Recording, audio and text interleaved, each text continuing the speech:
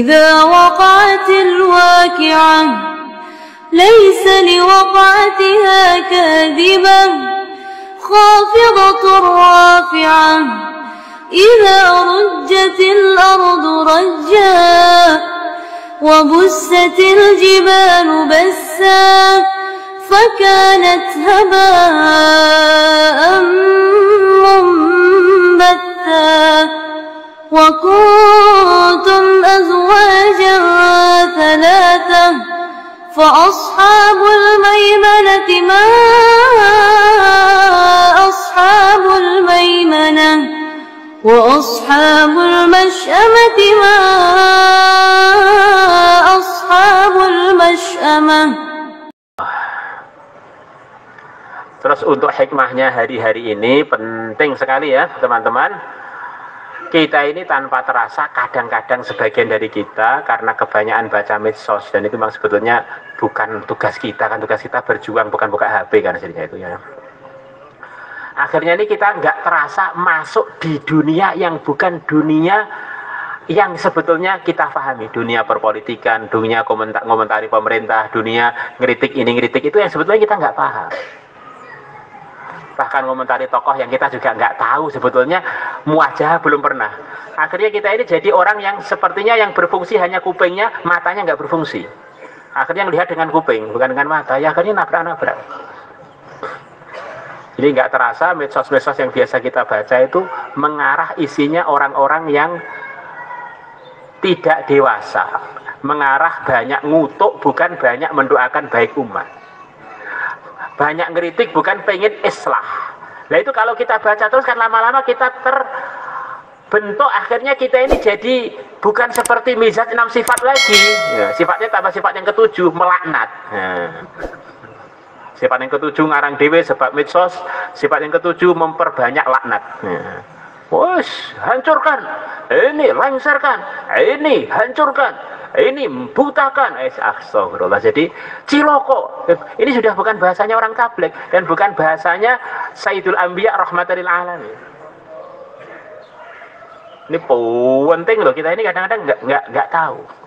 Dan orang-orang yang kritik-kritik itu secara umum bukanlah mayoritas ahlus sunnah yang di Indonesia. Maka kalau kita ikut grup mereka, sama aja kita mengecilkan perjuangan dakwah kita, perjuangan pesantren kita. Kita nggak mengatakan penguasa-penguasa itu selalu benar, tidak.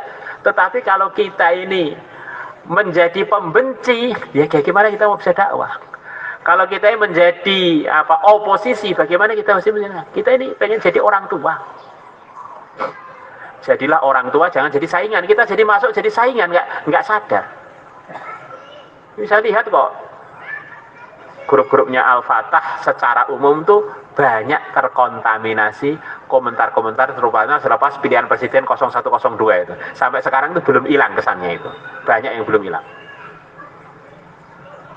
Jadi secara umum Ahlus Sunnah wal Jamaah di Indonesia itu didominasi oleh warga Nahdliyin.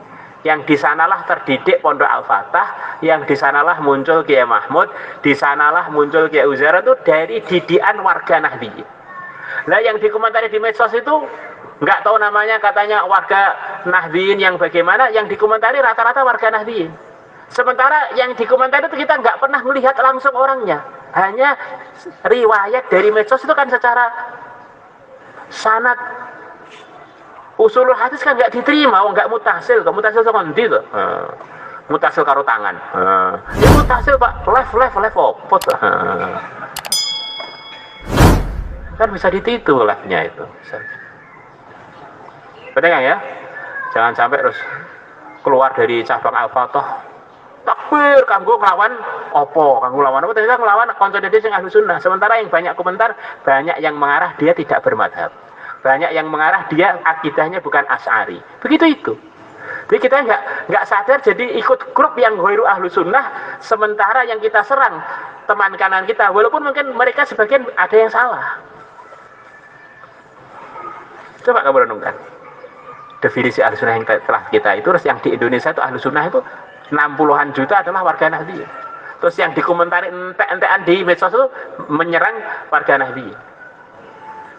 Yo ada liberalnya. Loh, kalau kawan sendiri sedang tidak baik, ya kita dekati, kita ajak diskusi yang baik. Ngapain kita ikut komentar indukan jelek? Kalau memang itu kamu anggap ada benarnya.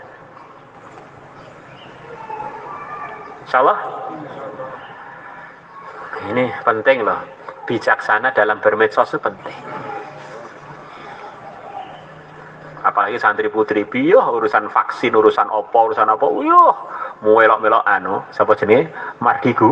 Nah, ya kan kalian malah nggak tahu ya nyalane ternyata ini. Masih tahuan saya ya.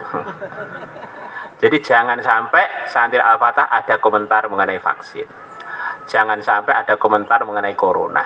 Jangan sampai ada komentar yang mengarah pemberontakan kepada pemerintah. Jangan ada mengarah menyalahkan TNI Polri. Jangan ada. Itu bukan didikan kita. Mereka semuanya adalah teman muslim kita yang mau kita ajak bareng-bareng masuk surga. Ini prinsip harus jelas. Teman kita yang ada itu loh belum banyak, ngapain kita cari musuh? Gitu loh ya. Teman kita yang ada itu belum banyak, jangan sampai cari musuh. Loh, apa sudah besar-besar kan perasaan kamu dibandingkan yang lain yang belum mondok, yang masih di tempat-tempat lain belum banyak. Jangan seperti kata di bawah tempurung, perasaannya sak dunia milik dia, ternyata dia memiliki tempurung tok. Ya. Seperti kura-kura perasaannya